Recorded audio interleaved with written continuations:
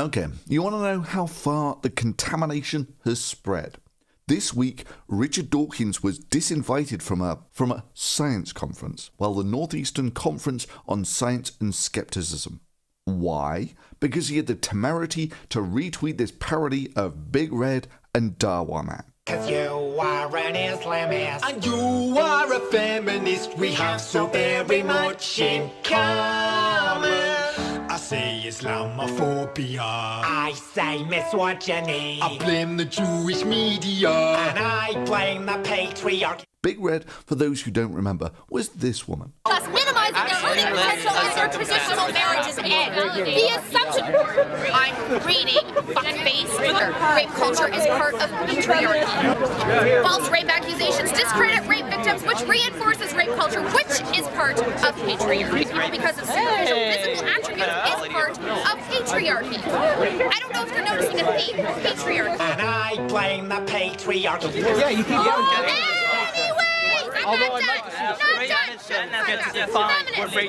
And this was her response when someone raised the point that male suicide runs at about 10 times the rate of female suicide. Yeah, that's fine. Oh, because apparently men have been oppressed for being men. Oh. We make up 80. That's mental health issue. That's not a mental health issue. That's not a men's rights issue. Have you checked out stigma. Have you checked out CAMH? There are about 4 programs for women and maybe 1 for men. So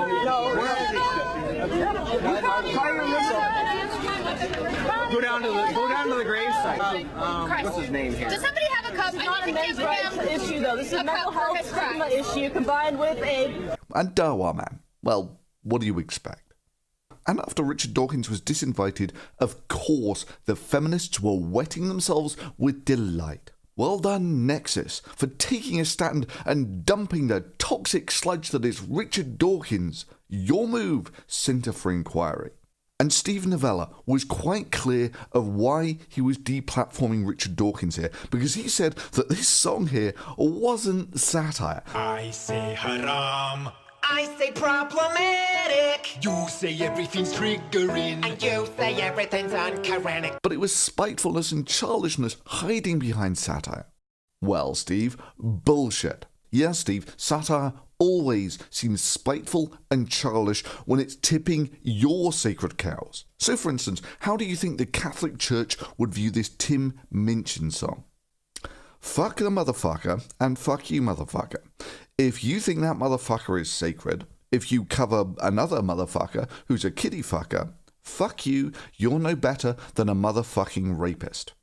Well, Steve, is that spitefulness and childishness hiding behind satire? Or is that satire? Or is this something you would approve of? Well, you must approve of it because you chose to platform Tim Minchin on your show. But oh no, Richard Dawkins, who didn't write or perform the song, but merely tweeted about it, you had to deplatform him for retweeting a highly offensive video.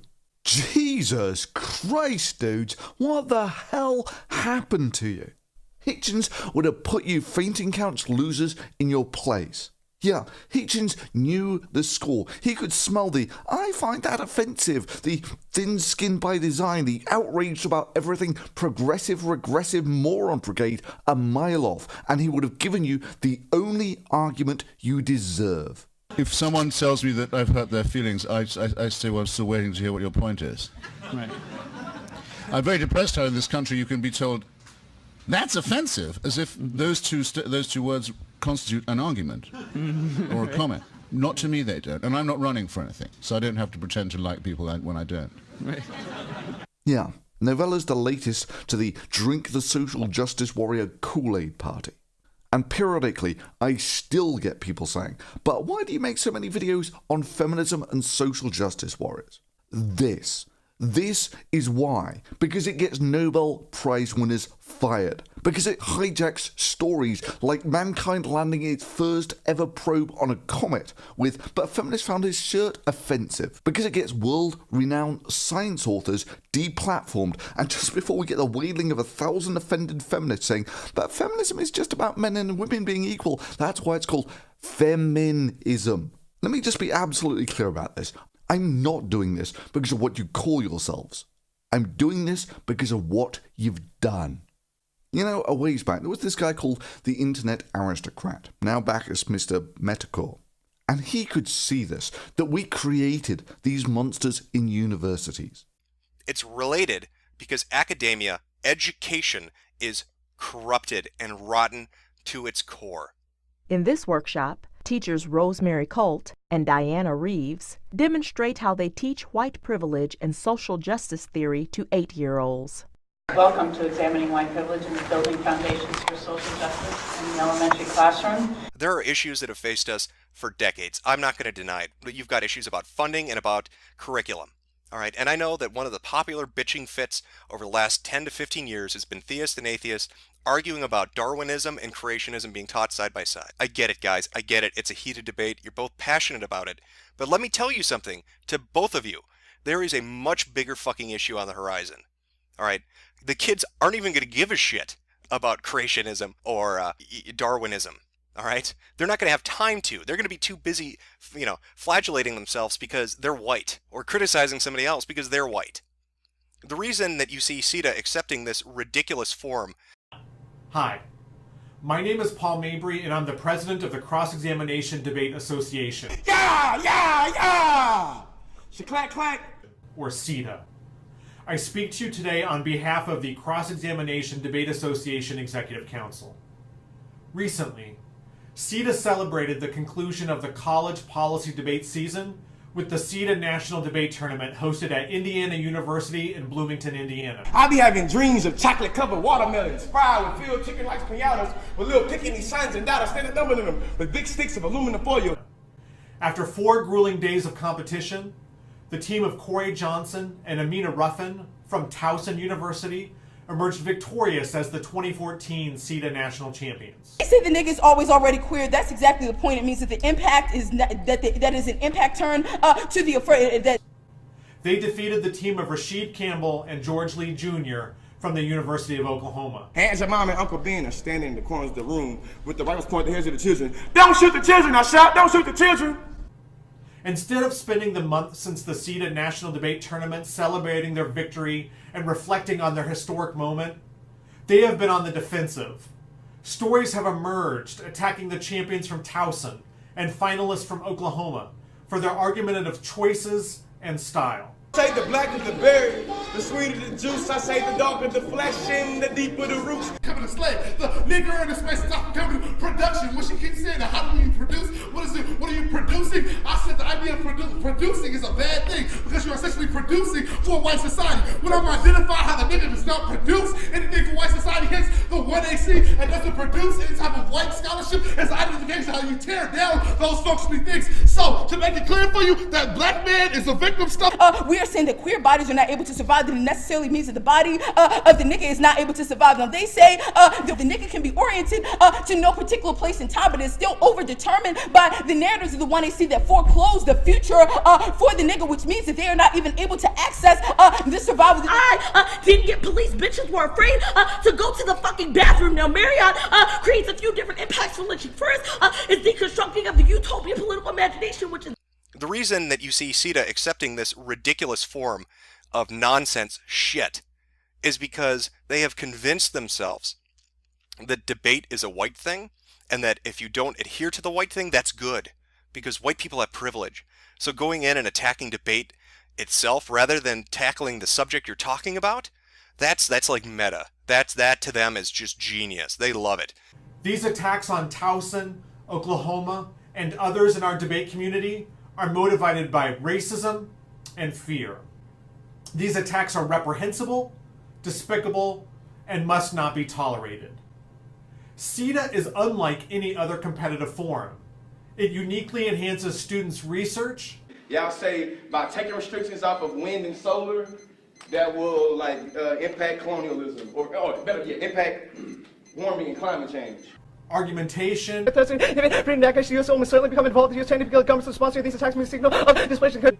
And advocacy skills. I'm gonna paint the picture to show the depth what it's like to listen. I'm gonna speak these words. I'm gonna tell He's the head of the largest debate association in the United States. That's right, CETA, the Cross-Examination Debate Association, has over 60 tournaments, a national championship that brings together And this is quoting from Wikipedia, 175 teams. And this isn't something that just got created yesterday. And this has a long history. Back in 1971 is when it was founded. And we're talking about colleges from everywhere. Let me list off a few, see if these sound familiar. The University of New Mexico, Florida State University, the University of California, Emporia State University, Fort Hays State University, Dartmouth. Fucking Dartmouth. Really. Everybody takes part in this stupid thing. I interspliced those clips. That wasn't me pulling shit out of my ass. Those were all clips from different CETA events. I mean, I sit here dumbfounded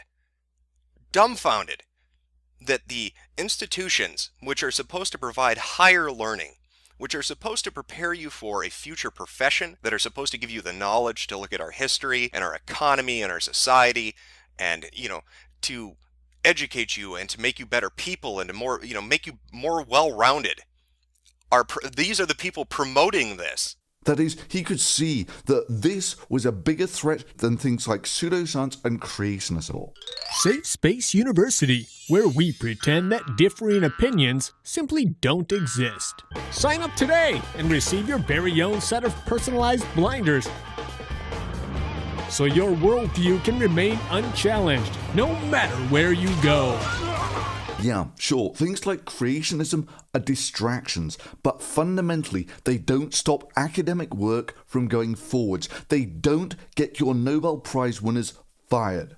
Yeah, we created this by basically funding feminists and other social justice warriors at universities and letting them think that the bullshit they came out with was academic. Carbon fiber masculinity, disability, and surfaces of homosociality. Carbon fiber becomes both a surface extension of the self and third-party mediator in homosocial relationships, a surface that facilitates intimacy between men in a way that devalues femininity in both males and female bodies. We did this by letting them leech off the credibility of academia. And this is what it gets us. This university owes us everything. I walk around this campus understanding that this was built on the backs of my people, and I owe none of you guys anything. We owe white people nothing. We could maybe talk more about these, but here are some solutions, or possible solutions. On media, television interviews, on platforms and political meetings, at any presentations, if there's no woman speaker, then the event does not take place. The interview is foregone, the political meeting is cancelled. One cannot get around the rule by using a woman as an MC. That's merely window dressing. You should step down! If that is what you think about being on tenacity, you should step down! It is not about creating an intellectual space! It is not! Do you understand that? It's about creating a home here! Because academia, education, is corrupted and rotten to its core. So I agree with you that Woodrow Wilson was a racist. I think we need to acknowledge that as a community and be honest about that. Also, women get to speak first. In classroom discussions, in question periods, and at public events, men should not be allowed to monopolize these forums. What are there's so many things, right? We could brainstorm a million ways that we could create these structural changes. And creating structural change means people have to follow those structures.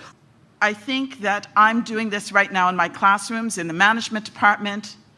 Women get to speak first. I think that is a primary issue that we actually have to look at, how we do question and answers, and we can start today. Thank you. There you have it. You see how far the termites have spread and how long and well they've dined. Woodrow Wilson perpetuated an ideology that has led to the continual genocide of black people in this country. He is a murderer. We owe him nothing. We are all connected. We are all bound together under the oppression of patriarchy, by capitalism, patriarchy, and white supremacy. And I don't think that you as a white person understand what it's like to walk past a building or to be studying in a school. I'm not assigning that you other people like this to be studying in school and to have that on your diploma. You lost this one, bro. You lost this one, bro. Back up. You lost this one, bro. You just lost this one, bro. You lost this one, bro. Back up. Seriously, these people are meant to be the future of the country, and this is how they behave. led by Melissa Click, so expertly qualified by her thesis on the whiteness of Martha Stewart, and so eminently qualified to be a communications professor. Feminist frequency videos have been used in middle school, high school, and university classrooms. They've been integrated into the curriculum of media studies, gender studies, and law school programs. After she was awarded a grant from the Center of Art and Humanities from the University of Missouri to go to a Twilight conference to study Twilight fans. And on top of this, she's getting paid about $60,000 a year to write about Twilight, Martha Stewart, Lady Gaga, and food and individual responsibility in US reality TV. We're upset that we're oppressed, that people can call us the N-word and do other things to us or mistreat us in our classrooms and get away with it. Yeah, nigga. We will not continue to be called niggers on this campus. Believe that. I'm already in a hostile environment. I already feel like I can't live in this space. You know, there have been these reports that like black students are afraid to be on campus. What do you have to say about that? Oh, we're not afraid. Best believe, this is our campus. We pay to be here. We're not afraid at all. The hunger strike guy is a millionaire. You mad because black people got money. You mad. Or the black son of a multimillionaire, privileged enough to study at a university, shouting, "We have nothing to lose but our chains." We have nothing to lose but our chains! We have nothing to lose but our chains! Furthermore, there have been charges made against me that I am racist and sexist to white men. I want to explain why this is false. I, an ethnic minority woman, cannot be racist or sexist towards white men because racism and sexism describe structures of privilege based on race and gender. And therefore women of colour and minority genders cannot be racist or sexist. My name is Paul Mabry, and I support the C to 4 because The nigga's a nigga. Niggas Of the nigga is the nigga. Authentic nigga. Two niggas. War power should not be used against niggas. I support the C to 4 because they represent what is good about debate and the future of our society. This is why I make so many videos on feminism and social justice warriors, because why don't you just ignore these morons? Is what got us to where we are now. And yeah, I can perfectly understand why others are reluctant to engage, because the first thing they will do is call you a racist, a sexist, and a bigot. These attacks on Towson, Oklahoma, and others in our debate community are motivated by racism and fear. These attacks are reprehensible, despicable, and must not be tolerated. But why are you so hostile about this concept? It's gross, it's racist. This is bigotry. You know, the modern day equivalent of just pointing at someone and shouting witch. Witch! And if that doesn't work, they'll try and get you deplatformed. And then they get disinvited because she's an ex-Muslim and was just speaking her mind, but apparently that's hate speech in this world. Started this Change.org petition calling to stop Mar from giving the December graduation speech. Or they will try to write to your employer to get you fired. And this is not some random hypothetical. This is history. This is what happened to me. They wrote letters to my employer telling them that I was a Nazi.